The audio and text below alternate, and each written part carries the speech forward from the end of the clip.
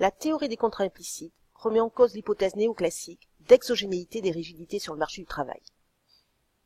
En effet, chez les néoclassiques, les rigidités du marché du travail proviennent d'une intervention extérieure, l'État, les syndicats. En revanche, les analyses néo-keynésiennes considèrent que ces rigidités sont endogènes.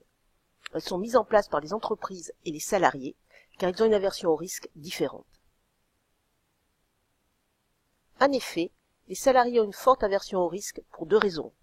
Premièrement, ils disposent de peu d'informations sur la situation économique et financière de l'entreprise. Ensuite, le salaire est leur principale source de revenus. Ils préfèrent donc un salaire stable à un salaire variable. En revanche, c'est le contraire pour les entreprises. Elles ont une aversion limitée au risque pour deux raisons. Elles connaissent la situation économique de l'entreprise, mais aussi son environnement économique. Elles ont aussi des ressources financières diversifiées et importantes. Elles vont donc assurer leurs salariés, car elles cherchent à stabiliser une main-d'œuvre qualifiée et difficilement remplaçable. Cette aversion au risque différente explique pourquoi un chômage élevé ne se traduit pas toujours par une baisse des salaires dans l'entreprise. En effet, salariés et entreprises vont nouer des contrats implicites. Implicites, car ils ne sont pas reconnus par la loi.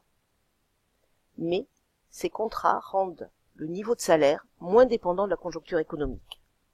Ainsi, en cas de choc négatif, le salaire dans l'entreprise ne diminue pas, ce qui accroît le chômage. On dit que le salaire est rigide à la baisse.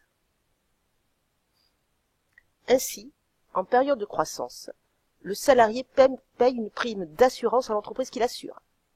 Le salaire réel est alors inférieur à la productivité. En revanche, en période de crise, le salarié reçoit ses indemnités d'assurance.